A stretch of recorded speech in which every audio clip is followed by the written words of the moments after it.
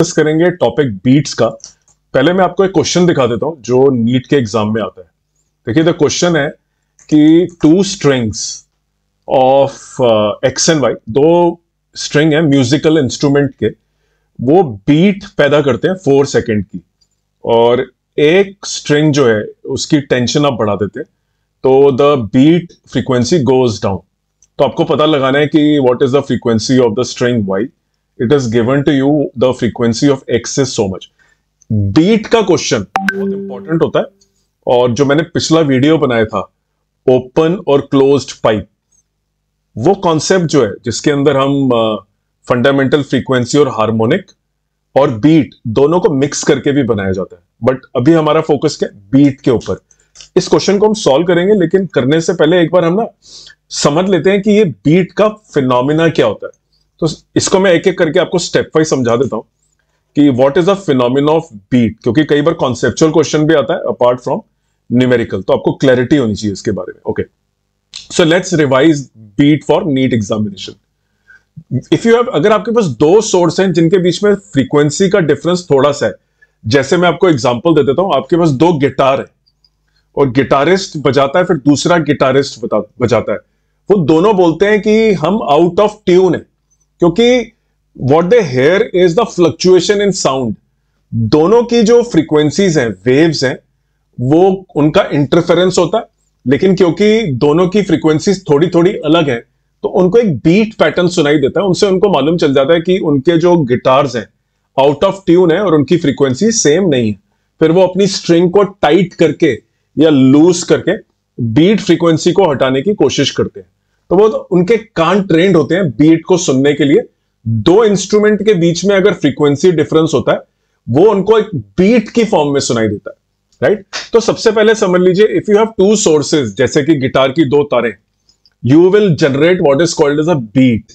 Okay, तो sound जो होता है बीट के अंदर कैसे सुनाई देता है, कुछ टाइम के लिए बहुत ऊंची आवाज आएगी, फिर गायब हो जाएगी, फिर कुछ टाइम के लिए ऊंची आवाज आएगी, फिर गायब हो जाएगी। तो ये जो पहले इंटेंसिटी ऑफ द साउंड बढ़ती है, फिर घटती है या गायब हो जाती है, फिर बढ़ती है, घटती है, ये एक पीरियोडिक वे में होता है।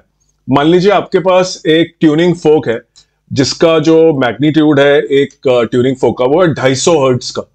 दूसरा ट्यूनिंग फोक आपका 254 हर्ट्ज का है। इन दोनों के बीच में जो बीट फ्रीक्वेंसी होगी दैट विल बी 4, राइट। जैसे मैंने दिखाया यहां पे, the difference in the frequency is going to be 4। अब ये सुनाई कैसे देगा, आपको 1 सेकेंड में 4 बार लाउड सुनाई देगा और 4 बार कम सुनाई देगा या नहीं सुनाई देगा। जब आपको लाउड सुनाई दे रहा है उस समय जो ये फ्रीक्वेंसी है, दो ट्यूनिंग फोक अलग अलग है, दोनों की अपनी अपनी वेव्स है। जब लाउड सुनाई देता है तो हम बोलते हैं कंस्ट्रक्टिव इंटरफेरेंस होता है। इंटरफेरेंस इसमें भी हो रहा है, लेकिन अलग टाइप का हो रहा है। ये स्टैंडिंग वेव जैसा नहीं होता, नॉर्मल कंस्ट्रक्टिव इंटरफेरेंस नहीं होता, ये अलग टाइप का इंटरफेरेंस है, जहां पे 1 सेकेंड में आपको अगर 4 बीट फ्रीक्वेंसी है तो 4 बार हाई और 4 बार लो साउंड सुनाई देगा। तो हम बोलते हैं ये बीट सुनाई दे रही है, राइट।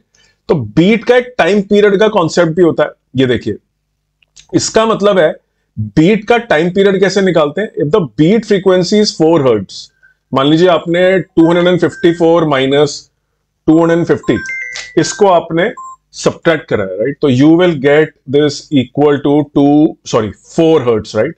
ये आपकी बीट फ्रीक्वेंसी है। मैंने 1 सेकेंड में 4 बार ऊंचा और 4 बार नीचा। तो अगर मैं बात करूं कि इसका टाइम पीरियड क्या है, तो time period of 1 high and 1 लो, ये कितने टाइम में होगा, 1/4 सेकेंड में। तो अगर आप एक डायग्राम को देखिए आप, right, look at this diagram. ये आपकी गिटार नंबर 1 से फ्रीक्वेंसी जनरेटेड है। दिस इज गिटार नंबर 2 जहां से फ्रीक्वेंसी जनरेटेड है। इनका जो रिजल्टेंट है, देखिए कुछ टाइम में कंस्ट्रक्टिव इंटरफेरेंस हो रहा है, ये कंस्ट्रक्टिव इंटरफेरेंस है। यहां बहुत ऊंची आवाज सुनाई देगी, फिर बंद हो जाएगी, थोड़ी देर के बाद फिर सुनाई देगी, ये कंस्ट्रक्टिव इंटरफेरेंस, फिर कम हो जाएगी, राइट। तो ये जो फिनोमेना है इसका टाइम पीरियड भी होता है कि एक लाउड और एक नो नॉइस, एक हाई एम्पलीट्यूड और एक लो एम्पलीट्यूड, जो होता है उस कितने टाइम में हो उसको बोलते हैं time period of the beat, right, जिसको टी बी लिखा है मैंने। तो कई बार क्वेश्चंस आर ट्रिकी, उसके अंदर वो टी बी के बारे में भी आपको बोलते हैं सॉल्व करने के लिए, राइट। ये तो बहुत सिंपल स्टेप है कि आप सब्ट्रैक्ट करके निकाल लेते हैं। तो की पॉइंट्स आपको याद रखने, इसमें भी इंटरफेरेंस होता है, there is a interference which is going to happen constructive, and result क्या होगा, it will result in periodic fluctuation in the sound intensity. Beat के केस में it is not like standing waves, वहां पे periodic fluctuation नहीं होती। देखिए ये लिखा है ना, periodic fluctuation. So you will observe what is called as a periodic fluctuation in the sound intensity, और यही periodic fluctuation को हम बोलते हैं beat। ओके, लाउड सॉफ्ट ऐसे सुनाई देती है गिटारिस्ट को। अगर आप गिटार पे काम कर रहे हैं, माउथ ऑर्गन है उस पे भी हो सकता है, अगर दो लोग माउथ ऑर्गन बजा रहे हैं ऑलमोस्ट सेम फ्रीक्वेंसी पे, तब भी यही पैटर्न आपके सामने आएगा।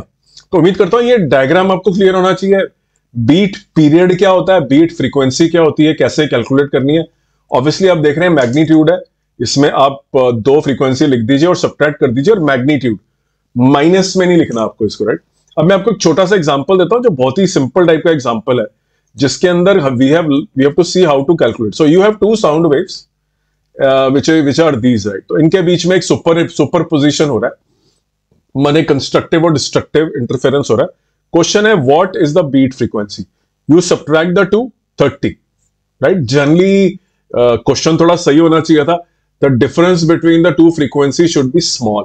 250, 254, 250 और 280 का गैप बहुत ज्यादा हो गया, but purpose is to tell you कि डिफरेंस लाने से बीट फ्रीक्वेंसी आ जाती है। तो बीट का क्वेश्चन नीट के एग्जाम में आता ही आता है, या तो क्लोज्ड और ओपन पाइप का रेजोनेंस आता है, या बीट का फिनोमेना आता है, right, which is a different phenomena than the standing waves which you saw in the previous video. अब हम बात करते हैं, देखिए इसके बारे में न्यूमेरिकल कैसे सॉल्व करते हैं इसके अंदर, राइट। तो लेट्स सी दिस न्यूमेरिकल। इस न्यूमेरिकल में क्या, ये क्वेश्चन बिल्कुल नीट पैटर्न के ऊपर आधारित है। दो म्यूजिकल इंस्ट्रूमेंट है, दोनों की तारें हैं। आपने देखा होगा गिटारिस्ट टाइट करते हैं, लूज करते हैं, वो क्यों करते हैं, क्योंकि वो बीट सुनते हैं और उनको बीट हटानी होती है, so that both the guitars have the same frequency, right. तो अब देखिए क्या हुआ, एक एक्स और वाई के बीच में बीट आ रही है 4 की, और एक्स की जो फ्रीक्वेंसी है दैट इज 500, राइट।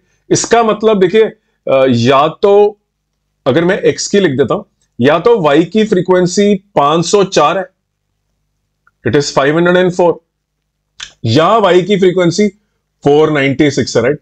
दोनों ही केस में डिफरेंस जो आ रहा है दोनों का, इसमें भी 4 का आ रहा है और इसमें भी 4 का आ रहा है। या तो y 496 है और x 500 है, तो भी बीट फ्रीक्वेंसी 4 ही रहेगी। अच्छा, अब उनको दोनों गिटारिस्ट को सुनाई दिया कि there is a beat of 4 hertz, माने 1 सेकंड में 4 बार लाउड 4 बार सॉफ्ट सुनाई दे रहा है। अच्छा, तो जो y वाला बंदा है उसने क्या करा, वाई वाले ने अपने स्ट्रिंग को थोड़ा टाइट करा।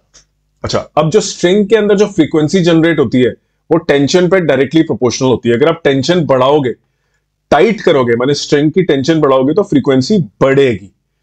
अगर इसकी फ्रीक्वेंसी बढ़ी, वाई की अगर फ्रीक्वेंसी बढ़ी, तो हो सकता है 506 हो जाएगी, राइट। इस केस के अंदर कितनी भी हो गई, मान लीजिए 498। दो सिनेरियो हैं, राइट, या तो 496 से 498 या 504 से 506 पे हो जाएगी। अब बीट फ्रीक्वेंसी को क्या हुआ, 2 रह गई, एक्स की तो चेंज नहीं हुई। देखिए इन दोनों में अगर बीट फ्रीक्वेंसी निकालेंगे तो 2 आ रही है, राइट, और इन दोनों में देखेंगे तो बीट फ्रीक्वेंसी 6 हो गई। तो ये वाली चॉइस तो गलत है। इसका मतलब the original frequency of Y was 496। The right answer is going to be 496। तो इस तरह के क्वेश्चन जिनके अंदर beat period, beat between two instruments, organ pipes, और कई बार यही क्वेश्चन के अंदर जो कॉन्सेप्ट मैंने आपको पिछले वीडियो में सिखाया था कि कैसे आपको थर्ड ओवरटोन, फिफ्थ ओवरटोन, इनके बीच में बीट है, तो आपको पहले यूज करना पड़ेगा कॉन्सेप्ट ऑफ ओवरटोन, उससे आपको फ्रीक्वेंसी मालूम चलेगी। फ्रीक्वेंसी के बाद उनका आप बीट फ्रीक्वेंसी वाला फिनोमेना करोगे, और जब बीट फ्रीक्वेंसी वाला फिनोमिना करोगे तो उसके अंदर आपको ढूंढना होगा कि टेंशन बढ़ाने और घटाने से जो बीट फ्रीक्वेंसी है घट रही या बढ़ रही है, राइट। और डिसाइड करोगे फिर कि क्या हो सकती थी पॉसिबिलिटी एक्स वाई की फ्रीक्वेंसी की। तो उम्मीद करता हूं आपको क्वेश्चन समझ में आया। Very important question for NEET examination. मेरी जो प्लेलिस्ट है स्टैंडिंग वेव्स की, उसके अंदर बहुत सारे न्यूमेरिकल ऑलरेडी दे रखे हैं, प्लीज उनको करके जाइए नीट एग्जाम के लिए। हर क्वेश्चन इंपॉर्टेंट है इस टाइम पे। अगर आपकी 11th स्टैंडर्ड छूटी हुई है, आपने करी भी नहीं है, तो ये बहुत काम आएगा आपके वीडियो। और मेरे जो पुराने वीडियोस हैं वो भी आप चेक कर लीजिए, उनमें बहुत सारे न्यूमेरिकल सॉल्व मिल जाएंगे आपको, बहुत सारे क्वेश्चन उसमें करे हुए। शॉर्ट वीडियोस हैं, जल्दी आप पकड़ पाएंगे उसको। सो उम्मीद करता हूं आपको वीडियो पसंद आया। चैनल को सब्सक्राइब करें, लाइक करें, अपने फ्रेंड्स को भी बताएं। कोई भी क्वेश्चन नीट के एग्जाम तक मिस ना करें, क्योंकि यही क्वेश्चंस आते हैं। ऑब्वियसली थोड़ा थोड़ा फर्क रहेगा, लेकिन मोर और लेस अगर आपको कॉन्सेप्ट क्लियर है कि क्या बीट होती है, न्यूमेरिकल कैसे सॉल्व करते हैं, तो कोई भी क्वेश्चन आप टैकल कर सकते हैं। Thank you very much.